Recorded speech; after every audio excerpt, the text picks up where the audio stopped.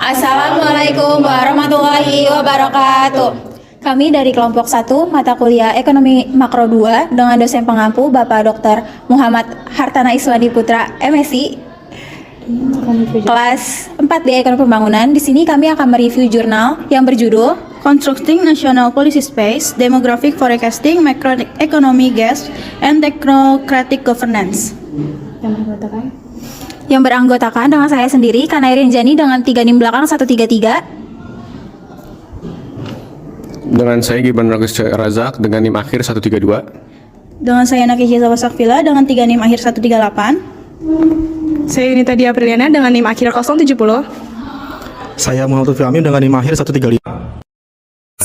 Artikel ini berfokus pada peran proyeksi demografi dalam analisis kebijakan ekonomi, menunjukkan betapa pentingnya proyeksi ini dalam membentuk pilihan kebijakan di tingkat nasional. Penulis melalui 2 studi kasus utama mengeksplorasi bagaimana data demografis digunakan sebagai instrumen penting dalam pengambilan keputusan oleh lembaga berpengaruh seperti Bank Dunia dan Uni Eropa. Yang pertama, abstrak. Dalam bagian ini menjelaskan bahwa tujuan utama penelitian adalah untuk memahami bagaimana proyeksi demografis seperti Indeks Sumber Daya Manusia atau HCI oleh Bank Dunia dan model penuaan populasi Uni Eropa berpengaruh dalam proses pembentukan kebijakan ekonomi. Mengajukan argumen bahwa proyeksi demografis tidak hanya berfungsi sebagai alat analitis, tetapi juga dapat menciptakan rasa urgensi dalam diambilnya keputusan kebijakan makroekonomi. Dengan demikian, proyeksi ini bisa menciptakan kesenjangan antara harapan dan realitas yang pada gilirannya mempengaruhi bagaimana kebijakan dirumuskan dan diimplementasikan. Di sini, penulis menyoroti bahwa meskipun proyeksi demografis sering digunakan dalam konteks kebijakan imigrasi dan pengelolaan anggaran nasional, terdapat kekurangan dalam literatur yang secara eksplisit mengkaji integrasi proyeksi tersebut dalam analisis makroekonomi. Penulis menggali lebih dalam tentang politik pengukuran, sebuah bidang yang semakin diperhatikan dalam studi kepemerintahan global saat ini, serta implementasi masa depan yang diukur terhadap analisis ekonomi makro. Yang ketiga, studi kasus. Yang pertama yaitu ada Indeks Sumber Daya Manusia atau HCI Bank Dunia.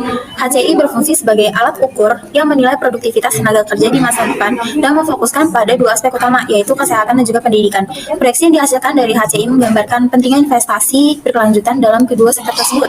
Penulis mencatat bahwa penggunaan HCI menguak kesenjangan antara negara-negara berpenghasilan rendah dan tinggi, di mana negara biasanya menunjukkan indikator kesehatan dan pendidikan yang lebih baik.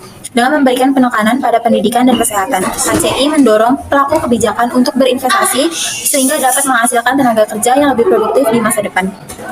Yang kedua, model penuaan populasi Uni Eropa. Model ini menilai konsekuensi jangka panjang dari penuaan populasi terhadap kebijakan fiskal di Uni Eropa. Proyeksi demografis digunakan untuk justifikasi penerapan kebijakan penghematan yang ketat sebagai respon terhadap tantangan yang ditimbulkan oleh populasi yang menua. Hal ini menciptakan tekanan untuk mereformasi anggaran, mempersempit ruang kebijakan yang ada sesuai dengan analisis makroekonomi yang lebih luas dan kadang-kadang sudah terintegrasi sebelumnya dalam kerangka kerja kebijakan makroekonomi Uni Eropa.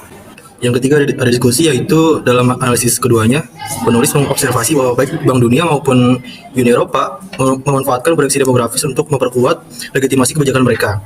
HCI memberikan basis bagi diskusi seputar kurangnya sumber daya manusia, sedangkan model demografis Uni Eropa berfungsi dalam konteks yang lebih formal dan terstruktur dengan adanya pengawasan kebijakan fiskal.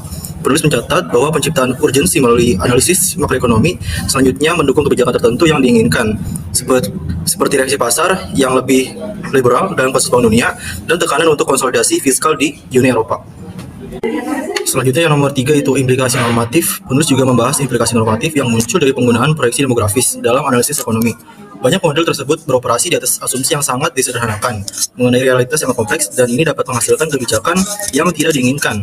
Selain itu, proyeksi ini dapat berfungsi juga sebagai bahan legitimasi untuk kebijakan yang sangat diperdebatkan, mendorong para pembuat kebijakan untuk mengambil jalan yang mungkin tidak ideal hanya untuk memenuhi proyeksi yang telah ditetapkan. Oke, yang terakhir ada kesimpulan. Nah, dalam kesimpulannya menekankan bahwa kedua studi kasus ini menunjukkan bahwa proyeksi demografis kini menjadi pusat dalam diskusi mengenai kebijakan ekonomi. Hal ini penting untuk memahami bagaimana data demografis dan pendekatan kuantifikasi dapat mempengaruhi legitimasi kebijakan di tingkat nasional dengan perspektif global.